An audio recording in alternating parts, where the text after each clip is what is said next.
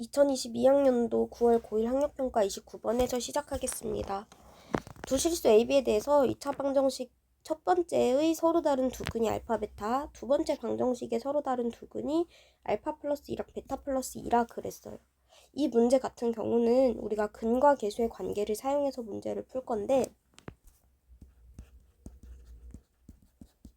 한번 정리하고 가면 ax제곱 플러스 bx 플러스 c는 0이라는 2차 방정식이 있을 때 두 근의 합이 마이너스 a분의 b고 두 근의 곱이 a분의 c다 라고 했었죠. 이거는 근의 공식으로 직접 유도하는 방법을 알려드렸습니다. 근의 공식으로 쓰는 2a분의 마이너스 b 플러스 루트랑 2a분의 마이너스 b 플러스 루트를 더해보면 얘가 나오고 곱해보면 얘가 나온다고 말씀드렸어요. 그래서 한번 직접 해봐야 이게 그래서 나오는 거구나 하고 생각할 수 있어요. 그러면 이 공식을 가지고 한번 문제를 풀어볼 거예요. 첫 번째 식에서 두 근의 합은 알파 플러스 베타죠. 얘가 마이너스 1분의 a가 됩니다. 공식에 의해서요. 그 다음에 알파 베타는 두 근의 곱이니까 1분의 b가 됩니다. 그 다음에 이제 두 번째 식에서 두 근의 합을 보면 알파 플러스 베타 플러스 2 더하기 2니까 4가 되겠죠? 얘가 마이너스 1분의 3a이고요. 얘네 둘이 곱하면 알파 베타 플러스 2알파 플러스 2베타 플러스 4니까 요거를 2로 묶어서 알파 베타 플러스 2 알파 플러스 베타 플러스 4라고 쓸 수 있거든요. 여기서의 두 근의 곱은 1분의 3b입니다. 그러면 앞에 요 두 개의 식을 볼게요. a 플러스 b가 알파 플러스 베타가 마이너스 a라고 했잖아요. 여기다 마이너스 a를 넣어주시면 마 a 플러스 4는 마 3a다. 그러면 이쪽으로 이렇게 넘기면 플러스 a로 넘어가겠죠? 부호가 바뀌어야 되니까. 그래서 4는 마이너스 2a니까 a가 마이너스 2다 라고 할 수 있고요. 그 다음에 알파 베타에다가는 b를 넣고 알파 플러스 베타에다가는 마이너스 a를 넣으면 b 플러스 마이너스 2a 얘네 둘이 곱하면 마이너스죠. 그다음 플러스 4는 3b다. 근데 a가 마이너스 2였기 때문에 여기가 플러스 4로 바뀌거든요. 그래서 이걸 또 이항하면 마이너스 b로 넘어가고 이 b는 8이 되니까 b는 4예요. 즉 a가 마이너스 2, b가 4니까 알파 플러스 베타는 2. 알파 곱하기 베타는 4가 되는 거예요. 우리가 이걸 얻었기 때문에 정리를 한번 하고 알파 플러스 베타는 2, 알파 베타는 4가 나왔습니다. 그 다음에 이제 가, 나를 동시에 만족시키는 n의 최소값을 한번 구해볼 거예요. 이 경우는 직접 하나씩 넣어보면서 해볼 건데 이 문제를 풀기 전에 하나 해두면 좋은 게 있어요. 아까 전에 마이너스 a가 2였고요. 그 다음에 b가 4였잖아요. 그러면 요 식이 x제곱 마이너스 2x, a가 마이너스 2니까 그 다음에 플러스 4는 0이잖아요. 여기 양변에다가 우리 익숙한 형태다라고 생각을 하고 x 플러스 2를 곱하는 거예요. 그럼 얘는 흔히 외웠던 계속 외워왔던 x 세제곱 플러스 8이죠. 플러스 8이라는 게 되고 이쪽은 어차피 0에 곱하면 0이다. 즉 x 세제곱이 마이너스 8이라는 결과가 나오거든요. 근데 이걸 왜 했냐면 애초에 이 방정식의 근이 알파 베타라는 건 x제곱 마이너스 2x 플러스 4에다가 는 0에다가 알파를 대입해도 식이 성립해야 되고요. 베타를 대입해도 식이 성립을 해야 돼요. 근이니까. 그러면 알파 제곱 마이너스 2알파 플러스 4가 0이다 라는 식이 성립하게 되는데 방금 곱했던 것처럼 똑같이 양변에 알파 플러스 2로 곱하게 되면 이쪽은 알파 세제곱 플러스 8이 되고요. 반대쪽은 0이 되니까 알파 세제곱이 마이너스 8이라는 결과가 나오게 돼요. 베타도 똑같겠죠, 당연히. 베타 제곱 마이너스 2베타 플러스 4가 0이니까 양변에 똑같이 베타 플러스 2를 곱하면 베타 세제곱 더하기 8이 0이므로 베타 세제곱이 마이너스 8이 나온다고요. 그래서 요 작업을 먼저 해두면 얘네들을 쭉쭉쭉쭉 구할 때 조금 더 쉬워요. 이거를 하나 유념해 두고 알파 세제곱하고 베타 세제곱이 다 마이너스 8이라는 점을 확인하고 한번 문제를 또 풀어보겠습니다. 알파 세제곱이 마이너스 8, 베타 세제곱이 마이너스 8. 근데 이 문제를 푸는 데 있어서 이게 필수 과정은 아니에요. 이거를 꼭 알고 있어야지만 답이 나오는 건 아닌데 알면은 식이 간단해져서 그런 겁니다. 우선 첫 번째 n이 1일 때는요. 우리 알파 n 플러스 베타 n 제곱의 형태가 어떻게 되는지 봅시다. 알파 플러스 n이에요. 근데 이건 아까 2라 그랬고요. 그 다음에 n에다 2를 넣어주시면 알파 제곱 플러스 베타 제곱인데 얘는 곱셈 공식 변형에 의하면 알파 플러스 베타를 제곱해서 2 알파 베타를 빼는 거죠. 그래서 4 빼기 2, 4 빼기 4, 2, 8이니까 마이너스 4가 나오고요. n이 3일 때 이제 아까 구해놓은 걸 쓰는 겁니다. 알파 세제곱 플러스 베타 세제곱인데 둘이 더하면 마이너스 16이겠죠.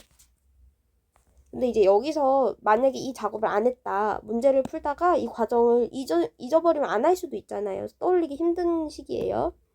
그래서 이거를 구하려고 공식의 변형을 사용할 수도 있는 거예요. 그거 기억이 안 나면. 알파 세제곱 플러스 베타 세제곱 같은 경우에는 알파 플러스 베타를 세제곱해서 3 알파 베타, 알파 플러스 베타를 빼면 되잖아요. 요걸로도 구할 수 있습니다. 똑같을 거예요. 2의 세제곱은 8, 3 곱하기 4 곱하기 2니까 8 빼기 24라서 마이너스 16이 되거든요. 이걸로도 충분히 구할 수 있습니다. 공식을 외웠으니까. 공식을 안 외우고 푸는 방법은 없어요. 아까 이것도 공식을 외운 과정에서 나오는 겁니다. 무조건 외우셔야 되고요. 다음 n이 4라면 4제곱이라면 여기서부터 되게 쉽게 풀릴 수 있어요. 4제곱이라면 아까 전에 세제곱이 마이너스 8이라 그랬잖아요. 그러니까 알파 4제곱 더하기 알파 베타 4제곱을 할 건데 얘는 알파 곱하기 알파 세제곱이고요. 얘는 베타 곱하기 베타 세제곱이기 때문에 마이너스 8, 마이너스 8로 묶을 수가 있어요. 그리고 얘가 2라 그랬으니까 둘이 곱하면 또 마이너스 16입니다. 둘이 같아지는 때가 나왔지만 더해서 양수가 아니기 때문에 계속 해볼 거예요. 다음으로 넘어가서 n이 이번에는 5일 때는요. 알파 5제곱 더하기 베타 5제곱일 텐데 알파 제곱 알파 세제곱 베타 제곱 곱하기 베타 세제곱 얘가요. 이게 또 마이너스 8 마이너스 8이니까 마이너스 8 알파 제곱 플러스 마이너스 8 베타 제곱이라고 생각하시면 돼요. 그냥 이렇게. 그래서 마이너스 8로 묶으면 알파 제곱 플러스 베타 제곱만 남는 거고요. 아까 전에 얘가 마이너스 4라 그랬으니까 8, 4, 32가 되는 거겠죠. n이 6일 때도 똑같습니다. 알파 6제곱 더하기 베타 6제곱을 할 건데 알파 6제곱은 세제곱을 제곱한 거죠. 3이 6이니까. 베타 세제곱을 제곱한 거죠. 그럼 얘는 88에 64. 얘도 88에 64니까 128이 나오고요. 그 다음에 n이 7일 때는 방금 한 걸 또 이용할 수 있겠죠. 알파 7제곱 더하기 베타 7제곱은 알파 6제곱에다가 알파를 곱한 거. 베타 6제곱에다가 베타를 곱한 거니까요. 얘가 아까 64였잖아요. 얘도 64였잖아요. 64 알파 더하기 베타라서 128이 나옵니다. 그럼 이제 가 나를 동시에 만족하는 n의 값이 나온 거예요. n이 6이면 알파 6제곱 더하기 베타 6제곱도 양수고요. 양수 128이고 알파 6제곱 더하기 베타 6제곱이랑 알파 7제곱 더하기 베타 7제곱이 똑같잖아요. 그럼 가 나를 만족하는 최소값은 6이다 라고 해주시면 됩니다. 아까 말씀드린 것처럼 이거를 구해놓지 않았다면 이제 어떻게 풀어야 되냐. 아까 세제곱을 이렇게 구해놨죠. 곱셈 공식 변형을 통해서. 알파 4제곱도 동일합니다. 이것도 지금 얘가 마이너스 16이 나왔었거든요. 아까. 이것도 공식으로 한다면 알파 제곱 플러스 베타 제곱을 제곱해서 2 알파 제곱 베타 제곱을 뺀다고 생각하시면 돼요. 우리가 이미 알고 있는 공식에 알파 대신에 알파 제곱이 들어가는 거고 베타 대신에 베타 제곱이 들어가는 거예요. 여기다가 이 자리에 그냥 쓰는 거죠. 그래서 알파 제곱 더하기 베타 제곱이 마이너스 4니까 제곱하면 16 마이너스 2 곱하기 알파 제곱 베타 제곱 같은 경우는 알파 베타를 전체 제곱하는 거예요. 그래서 이 제곱이 알파에도 가고 베타에도 가는 거거든요. 그러면 알파, 베타 4를 제곱한다. 4, 4, 16이다. 그래서 16 빼기 32니까 마이너스 16이 나왔던 거예요. 5제곱도 그럼 할 수 있습니다. 5제곱은요. 얘는 이제 좀 생각을 많이 해야 되는데 우리가 생각하기에는 알파 제곱 플러스 베타 제곱이랑 알파 세제곱 더하기 베타 세제곱을 곱하면 뭔가 나올 것 같잖아요. 근데 이제 얘네 둘을 곱했을 때 완벽하게 알파 5제곱 더하기 베타 5제곱이 나오는 게 아니고 뒤에 뭐가 붙잖아요. 그래서 이거를 빼준다고 생각하시면 됩니다. 그럼 직접 전개를 해보셔야겠죠. 이렇게 하면 알파 세제곱 더하기 알파 세제곱 곱하기 알파 제곱이니까 알파 5제곱. 이렇게 곱하면 알파 제곱 베타 세제곱. 이렇게 곱하면 알파 세제곱 베타 제곱. 이렇게 곱하면 베타 5제곱이란 말이에요. 그래서 우리가 이거를 빼줘야겠다. 요거를 빼야 얘만 남으니까요. 근데 얘가 뭐냐면 알파 제곱 베타 제곱을 묶었을 때 알파 플러스 베타죠.